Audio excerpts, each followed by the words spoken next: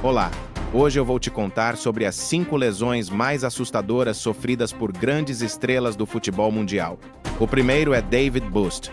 No dia 8 de abril de 1996, em Old Trafford, estádio normalmente ligado a momentos de glória, aconteceu uma das cenas mais traumáticas da história da Premier League.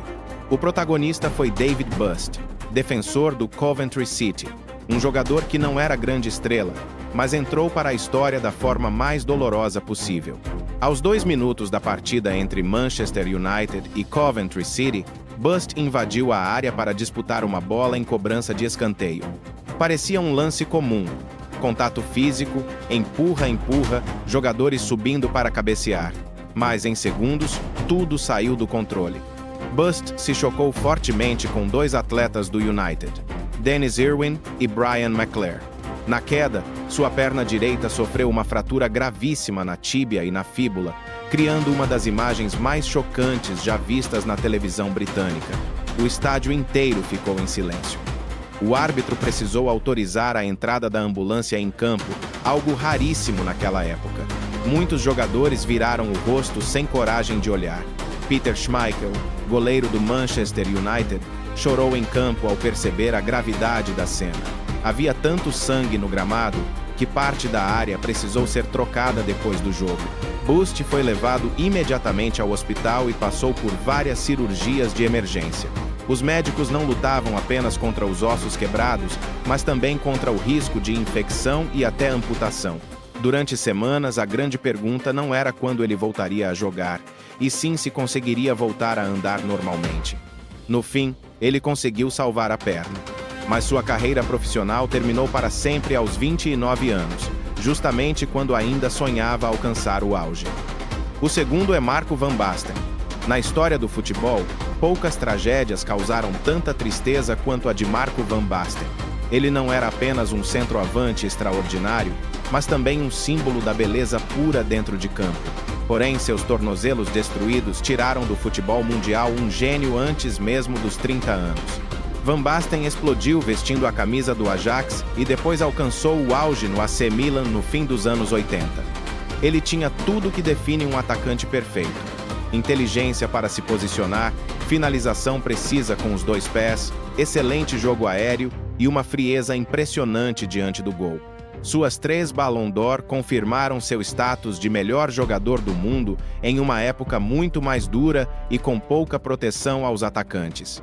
O momento mais brilhante veio na UEFA Euro 1988, quando marcou de voleio em ângulo quase impossível contra a União Soviética, um dos gols mais bonitos da história do esporte. Mas foi justamente ali que a tragédia começou em silêncio. Zagueiros adversários entravam de forma violenta, muitas vezes mirando diretamente seu tornozelo direito. Naquele tempo, a arbitragem e regras ainda não protegiam como hoje os jogadores mais talentosos. As dores passaram a ser constantes. Van Basten entrava em campo com o tornozelo inchado, enfaixado e muitas vezes medicado com analgésicos. Ele enfrentou várias cirurgias, mas sempre que voltava, a dor retornava ainda pior. O mais cruel é que, mesmo lesionado, ele seguia marcando gols e brilhando. Enquanto o talento continuava intacto, o corpo começava a traí-lo. Em 1993, aos 28 anos, Marco van Basten foi obrigado a se aposentar. Não houve despedida justa, nem último adeus completo.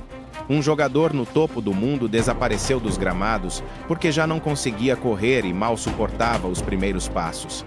Anos depois, o próprio Van Basten revelou que houve um período em que ele nem conseguia caminhar normalmente, quanto mais jogar futebol. O terceiro é Luke Nilis. Na lista das lesões mais marcantes da história do futebol europeu, o nome de Luke Nilis sempre aparece cercado de tristeza e arrependimento. Não houve violência, confusão ou rivalidade. Bastou um único instante para encerrar a carreira de um dos atacantes mais refinados da geração belga. Nilis não era o típico artilheiro movido por força física ou velocidade. Ele representava inteligência, técnica e uma leitura de jogo impressionante. Vestindo a camisa do PSV Eindhoven, virou ídolo absoluto, marcou mais de 100 gols, foi várias vezes artilheiro da Eredivisie, e ainda formou uma dupla memorável com Ronaldo Nazário no início da carreira do brasileiro. O próprio Ronaldo admitiu anos depois que aprendeu muito com Luke Nilis. No ano 2000, já com 33 anos, Nilis se transferiu para o Aston Villa. Era uma mudança tardia, mas cercada de expectativa. Um artista do futebol chegando à Premier League, e ele se adaptou rapidamente. Em apenas 2 jogos, já havia marcado gol, mostrando classe, calma e precisão diante da meta. Então veio a tragédia. Em uma jogada ofensiva aparentemente normal, Luke Nilis invadiu a área e se chocou com o goleiro Richard Wright, do Ipswich Town. Não houve entrada criminosa nem intenção maldosa. Foi apenas um choque no tempo errado e no ângulo errado. Na mesma hora, Nilis caiu e não conseguiu mais se levantar. O estádio inteiro silenciou ao perceber que algo muito sério havia acontecido. Os médicos confirmaram rapidamente uma fratura grave na perna, acompanhada de danos severos na articulação. Talvez não tenha sido uma lesão chocante visualmente como outras, mas do ponto de vista médico significava praticamente o fim para um atleta acima dos 30 anos. Depois de várias avaliações, veio a recomendação final: a aposentadoria imediata. Assim terminou, de forma cruel e repentina, a carreira de um dos atacantes mais elegantes que a Bélgica já produziu. O quarto é Alfie Haaland. Alfie Haaland, pai de Erling Haaland, foi um volante defensivo forte, resistente e extremamente competitivo. Atuou por clubes como Nottingham Forest, Leeds United e Manchester City. Não era uma superestrela, mas era respeitado pela disciplina tática, espírito de luta e inteligência dentro de campo. Sua carreira provavelmente teria seguido de forma discreta, se não fosse um episódio que o ligou para sempre a Roy Keane. Tudo começou em 1997, em uma partida entre Leeds United e Manchester United. Roy Keane, líder do United, sofreu uma grave lesão nos ligamentos do joelho após um lance dividido. Enquanto Keane caía sentindo dores, Alfie Haaland estava por perto e teria insinuado que ele estava fingindo a lesão. A cena ficou marcada na memória de Keane, conhecido pelo temperamento explosivo e por nunca esquecer provocações. 4 anos depois, em 21 de abril de 2001, no clássico de Manchester entre Manchester United e Manchester City, o passado voltou da forma mais cruel possível. Roy Keane deu uma entrada violentíssima por trás, mirando diretamente o joelho de Alfie Haaland. Haaland caiu no gramado imediatamente, segurando a perna em fortes dores. O árbitro mostrou cartão vermelho direto para Keane, mas as consequências reais começavam ali. A lesão no joelho de Alfie Haaland nunca se recuperou por completo. Mesmo tentando retornar aos gramados, ele jamais voltou a ter a condição física necessária para competir em alto nível. Em 2003, foi obrigado a encerrar a carreira de forma precoce, entre frustração e sofrimento físico. O que transformou esse caso em um dos episódios mais sombrios da Premier League foi a confissão posterior de Roy Keane. Em sua autobiografia, ele admitiu que a entrada foi um ato deliberado de vingança. Mesmo existindo debates posteriores sobre o quanto aquele lance foi diretamente responsável pelo fim da carreira de Haaland, a imagem da entrada e a confissão de Keane se tornaram símbolo do lado mais brutal do futebol inglês daquela época. O quinto é Sebastian Daisler. Sebastian Daisler era visto como o novo príncipe do futebol alemão no fim dos anos 90. Surgiu brilhando no Hertha BSC com técnica refinada, visão de jogo extraordinária e uma inteligência rara em campo. Ainda muito jovem, já defendia a seleção da Alemanha. Marcou gol na Copa do Mundo FIFA 2002 e era apontado como sucessor natural de nomes como Lothar Matthäus e Michael Ballack. O Bayern Munique não hesitou em contratá-lo, esperando transformá-lo no novo maestro do futebol alemão. Mas foi justamente no Bayern que a tragédia começou a aparecer.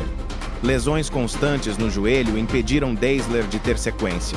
Repetidas vezes ele passava por cirurgias, retornava aos gramados com cautela e pouco depois voltava a cair. Cada recuperação física custava ainda mais no lado emocional. A pressão pesada da imprensa alemã, a expectativa enorme do Bayern e da seleção foram apagando sua alegria de jogar. Diferente de muitos atletas daquela época, Dazzler não escondeu sua fragilidade. Ele assumiu publicamente que sofria de depressão, algo quase impensável no futebol profissional do início dos anos 2000. Para ele, a dor não estava apenas no joelho, mas também no vazio interior, no medo de entrar em campo e na angústia de imaginar que um único carrinho poderia acabar com tudo. Em 2007, aos 27 anos, Sebastian Dazzler anunciou sua aposentadoria, não porque faltasse talento, não porque não houvesse mercado, mas porque já não conseguia continuar lutando contra a própria mente. A decisão chocou toda a Alemanha, uma nação tradicionalmente ligada à força, disciplina e resistência. A tragédia de Dazzler marcou justamente por ser diferente. Não houve sangue, não houve entrada violenta, não houve imagem chocante na televisão. Mesmo assim, as consequências foram profundas como qualquer lesão física devastadora. Ele se tornou símbolo de uma verdade que o futebol por muito tempo ignorou. Feridas emocionais também podem encerrar carreiras. Hoje, quando clubes dão cada vez mais atenção à saúde mental dos jogadores, a história de Sebastian Dazzler é lembrada com respeito e empatia. Ele não foi um fracasso. Foi alguém corajoso o suficiente para parar e salvar a si mesmo.